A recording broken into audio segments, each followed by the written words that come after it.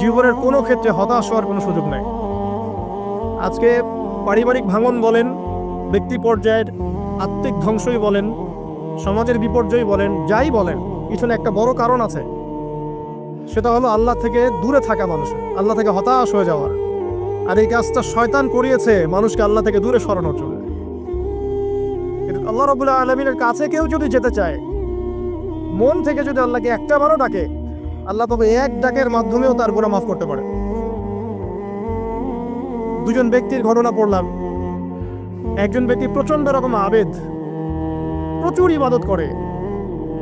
আপনারা জানেন ইবলিসও কিন্তু আবেদ ছিল, ইবলিস কিন্তু প্রচুর ইবাদত করেছে। এখন ওই ব্যক্তির একজন বন্ধু ছিল, এটা বানু ইসরাইলের ঘটনা।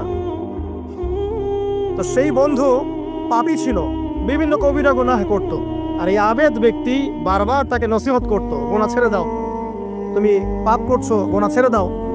তখন সেই ব্যক্তি যে পাপ করছে সে বলতো যে আল্লাহ কি তোমাকে আমার রক্ষক বানিয়েছেন?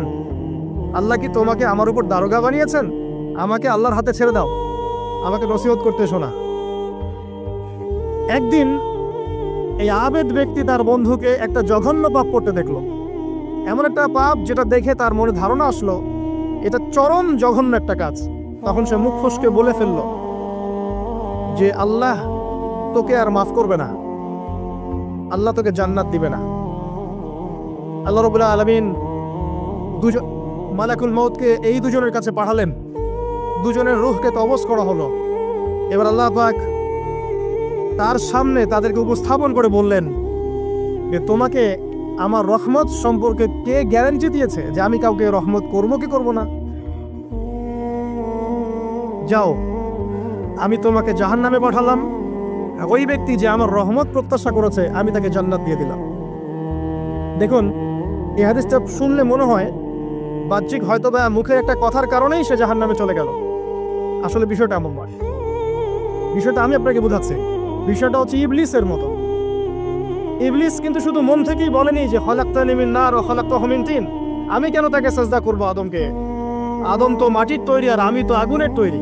এটা ইবলিসের শুধু মৌখিক স্টেটমেন্ট ছিল না, কারণ কি ছিল? আবা ওয়াস্তাকবার, সে উদ্ধত হয়েছিল, অহংকার প্রদর্শন করেছিল। ভিতর থেকে ইন্টারনালি সে অহংকারী ছিল, সে আন্ডারএস্টিমেট করে কথাটা বলেছে, শুধু মৌখিকভাবে বলে নাই। কিন্তু ঠিক এই ব্যক্তির ঘটনা এমনই, সে মন থেকে অহংকারী হয়ে উঠেছিল, যদিও বা সে আবেদ ছিল। এখানে আমরা যারা প্র্যাকটিসিং মুসলিম হওয়ার চেষ্টা করছি, আমাদের জন্য এখানে নিদর্শন আছে।